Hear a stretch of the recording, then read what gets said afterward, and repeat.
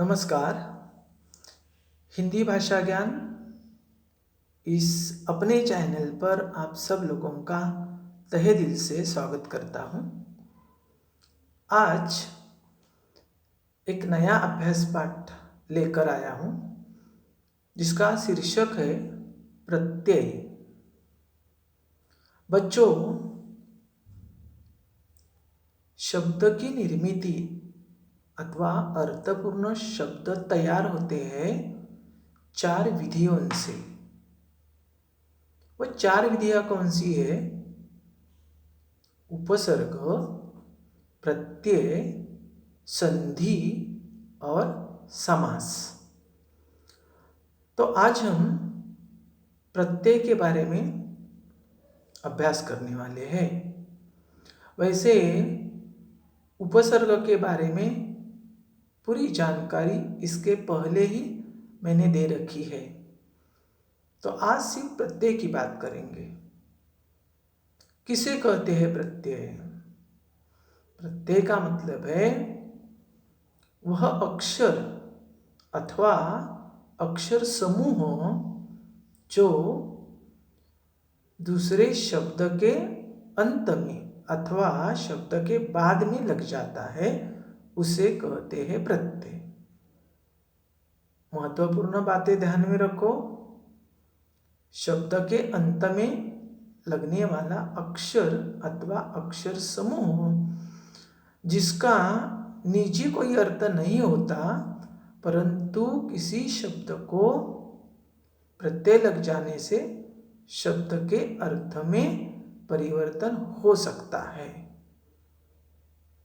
अब 2-4 उदाहरण देखते हैं ताकि आप लोग समझ सकेंगे।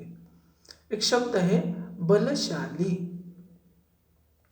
मूल शब्द बल, उसको प्रत्यय लगाया शाली।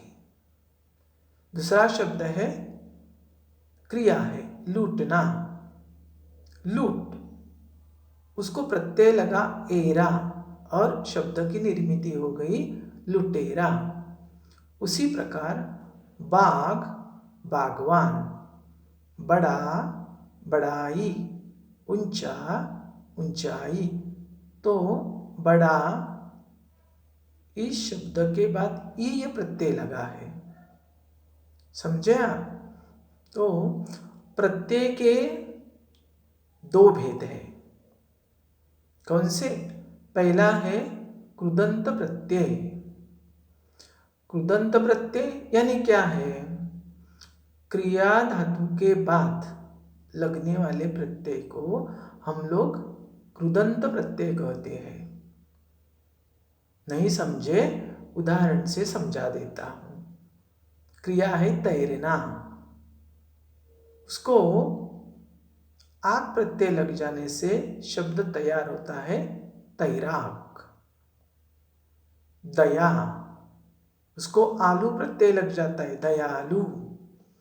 एक क्रिया है भागना, प्रत्यय लगकर शब्द तैयार होता है भगोड़ा।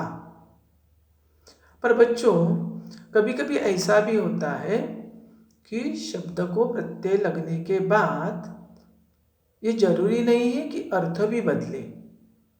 एक उदाहरण समझा देता हूं। भूल, ये शब्द है।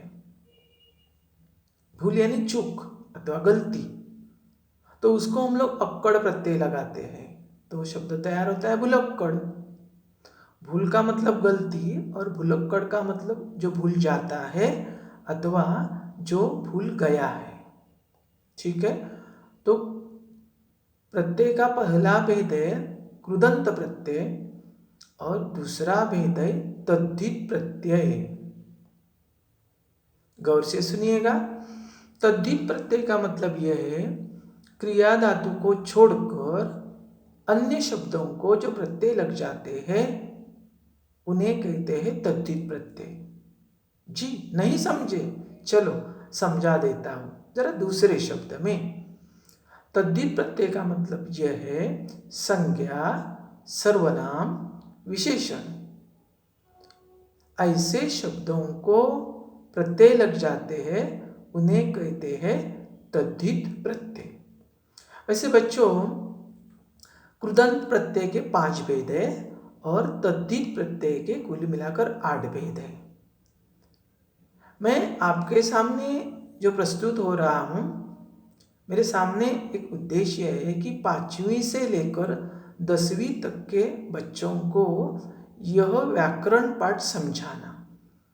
तो आप लोगों को जितना चाहिए कृति पत्र के हिसाब से उतना ही देने की मैं कोशिश करूँगा, ठीक है। तो फिर बात यह आती है कि कृति पत्र में मतलब परीक्षा के लिए यह प्रत्यय वाला प्रश्न किस प्रकार का आ जाता है, इस पर जरा ध्यान दीजिए। दो प्रकार के प्रश्न आ जाते हैं। कभी कभी क्या होता है, कृति पत्र में प्रत्यय सहित शब्द दिया जाता है, हाँ, और आपको सूचना दी जाती है कि इससे मूल शब्द और प्रत्यय को अलग करो। ये पहला सवाल, पहले प्रकार का। दूसरा यह होता है कि शब्द दिया जाता है और उस शब्द को प्रत्यय लगाने के लिए कहा जाता है, बस। और यह प्रश्न होते हैं कहाँ, आप जानते हैं आजकल सभी कक्षाओं में कृति पत्रिका दी जाती है। तो पहला प्रश्न होता है गद्य विभाग से और दूसरा प्रश्न होता है पद्य विभाग से। तो गद्य विभाग में समझिए 2 अथवा 3 परिच्छेद दिए हैं। पद्य विभाग में पद्य की कुछ पंक्तियाँ दी है, मतलब दो प्रश्न में, यानी कि आ में। तो गद्य और पद्य इसी प्रश्न में शब्द संपदा के अंतर्गत यह प्रश्न होता है।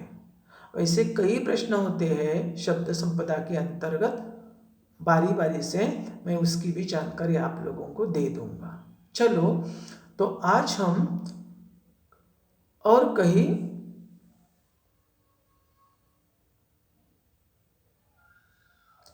उदाहरण देखने वाले हैं।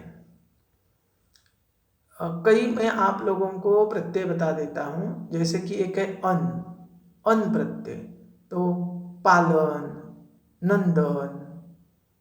दूसरा है अक प्रत्यय है, तो गए का गायक अथवा पठ का पाठक। दूसरा प्रत्यय एरा, लुटेरा, बसेरा। वाला प्रत्यय है, गाने वाला, देखने वाला, खाने वाला। गर प्रत्यय है, तो सौदागर, कारीगर या तो बाजीगर हो सकता है। एय, राधेय, मैत्रेय। ओला प्रत्यय, सांप का सपोला।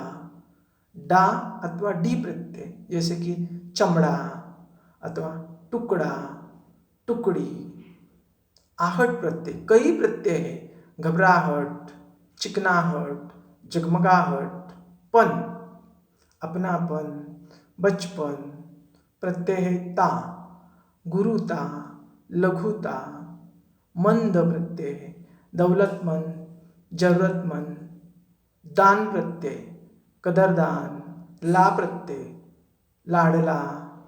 हारा प्रत्यय, लकड़हारा। इन प्रत्यय, नवीन, ग्रामीण।